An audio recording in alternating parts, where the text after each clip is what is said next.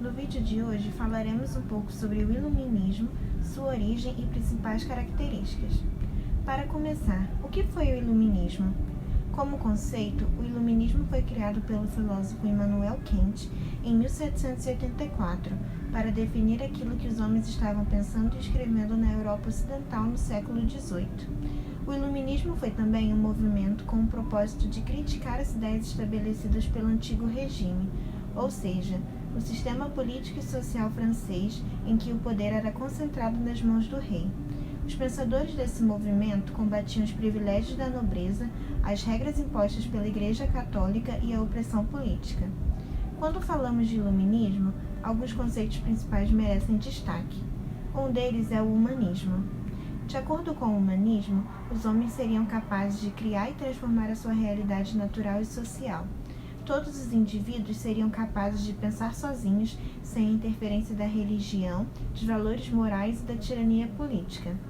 Contudo, para que o ser humano pensasse por si próprio, ele dependia do uso da razão, o que nos leva a outro conceito, o racionalismo, que por sua vez privilegia a razão como a principal forma de conhecimento e explicação da realidade. É importante mencionar também que o século XVII viveu uma verdadeira revolução científica, com inúmeras descobertas no campo da ciência, por grandes mentes como Isaac Newton.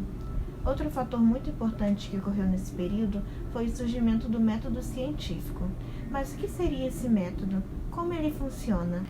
Um método científico é um conjunto de procedimentos que devem ser seguidos para formar uma teoria sobre determinado assunto. A primeira etapa seria a observação de um fenômeno. Após a observação, a segunda etapa seria a formulação de uma hipótese, tendo como base a observação. A terceira etapa seria testar a hipótese, a partir de experimentos. Contudo, se após o teste fosse verificado um erro com a hipótese, a próxima etapa seria modificar a hipótese e testá-la de novo, e repetir esse processo até que não haja mais erros na experimentação. Agora, caso não existam mais erros na hipótese e no experimento, isso significa que uma teoria pode ser formada a partir dos resultados obtidos com a experimentação. O iluminismo difundiu-se por diversos países da Europa e abarcou tanto a filosofia quanto as ciências sociais e naturais. Pensadores e escritores de diversas áreas do conhecimento aderiram a esse movimento. Agora, nós vamos conhecer um pouquinho mais sobre algum desses pensadores. E o primeiro pensador que iremos abordar no vídeo de hoje será o John Locke. John Locke, nascido em 1632, desenvolveu uma teoria com base na ideia de que o Estado deveria preservar um acordo entre o governador e as pessoas governadas, regido por uma Constituição, para garantir os direitos naturais do indivíduo. Mas o que seria uma Constituição? Uma Constituição pode ser entendida como um conjunto de leis fundamentais que regulam a organização política de uma nação. E o que seriam direitos naturais? Também conhecido como justnaturalismo, os direitos naturais são direitos provenientes não da lei humana, mas da lei da natureza. Isso significa que existem alguns direitos que não dependem da criação humana para existir, pois são dados a todos os homens por nascimento. E quais seriam esses direitos? O direito à vida e à liberdade são alguns deles.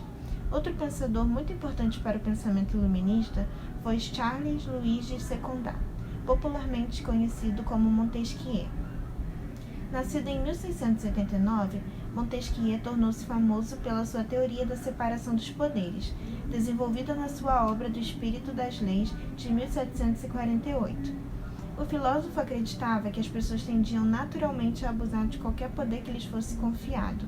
E para evitar um governo autoritário e opressivo, ele propôs a divisão do Estado em 3 poderes: legislativo, executivo e judiciário.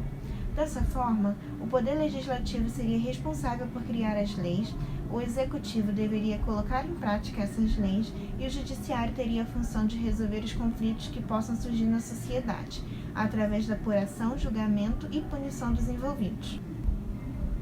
Por fim, outro pensador muito caro ao iluminismo foi Adam Smith. Em sua obra A Riqueza das Nações, de 1776, ele defendeu o fim da intervenção do Estado na economia e o desenvolvimento do mercado de acordo com a lei da oferta e da procura. Mas o que seria essa lei? Basicamente, a lei da oferta e da procura significa que o preço de um produto no mercado depende de quanto ele está sendo procurado por consumidores, pois tal procura vai influenciar o valor do produto, que é estipulado pelo vendedor. Um exemplo bem atual é o aumento do preço do álcool em gel durante a pandemia. No início de 2020, quando foi anunciado pelo governo a necessidade de utilizar álcool em gel para prevenir a contaminação por Covid, o preço desse produto, que antes variava de R$ 7 a R$ 9, passou a custar R$ 20 a R$ 25 um frasco de 500 ml. Smith afirmava também que o trabalho humano era a verdadeira fonte de riqueza das nações, e não somente a posse da terra, que anteriormente era considerada a fonte da riqueza. Segundo ele, a especialização do trabalho em todas as atividades econômicas facilitaria a produção de bens, pois utilizaria as melhores habilidades dos trabalhadores, ampliando a qualidade e a produtividade industrial. Para concluir, o Iluminismo como movimento foi marcado pela defesa do pensamento racional, pela crítica à autoridade da Igreja Católica e contra o autoritarismo dos monarcas do antigo regime. A razão e o progresso foram elementos básicos do pensamento iluminista e influenciaram as transformações políticas e sociais entre o fim do século XVIII e o início do século XIX, como a Revolução Francesa e a independência dos Estados Unidos.